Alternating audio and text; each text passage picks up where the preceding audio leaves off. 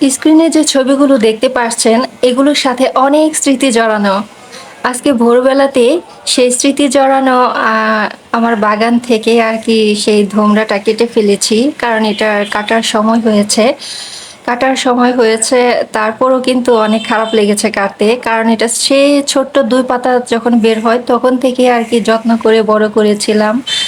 আজকে আর কি তার শেষ পরিণতিতে আমি কেটে ফেললাম, কারণ গাছটা বড় হয়ে গেছে। কাটতে অনেক মায়া লেগেছে, অনেক কষ্ট লেগেছে, কারণ আমার ছোট্ট একটা বাগান, খুবই ছোট। এমন ছোট জায়গায় বাগান করা খুবই কষ্টকর, তারপরেও কিন্তু আমি করেছি, কারণ আমার গাছ ভীষণ পছন্দ। কিন্তু এই তো দেখেন বাধ্য হয়ে কাটতে হচ্ছে, কারণ এটা কাটার সময় এসে গেছে। আমি যদি কেটে না ফেলি তাহলে এটা শুকিয়ে পচে আর কি বাতাসে ঝরে পড়ে যাবে, সে কারণেই আর কি কেটে ফেলছি।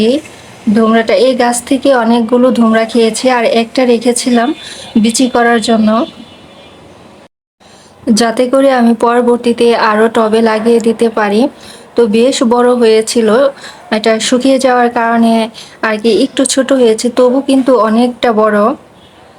আর এটা খুবই যত্নের ছিল, প্রতিদিনই দেখা যেত যে এটাকে ধরতাম, পানি ঢালতাম, দেখতাম।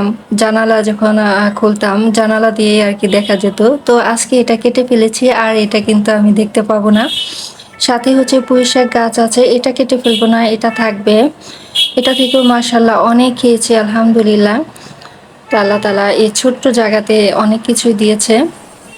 আমি কিন্তু কেটে ফেলেছি, কিন্তু এটা সেই আগের ভিডিও, যে আগে যখন আমি জানালার পাশে বসতাম, আকাশে দেখা যেত, সাথে এই ধুমড়া গাছটাও আর কি চোখে পড়তো।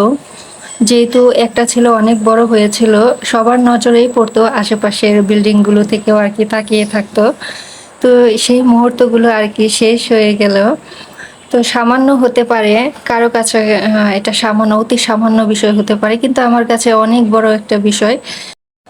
কারণ এদেরকে আমি সেই আমার সন্তানের মতো করেই কিন্তু আমি এদের যত্ন করি। সেই ভোরবেলাতে এসে পানি দেই, কোনো মরা পাতা আছে কিনা, পোকা আছে কিনা, সব কিছুর খেয়াল রাখি।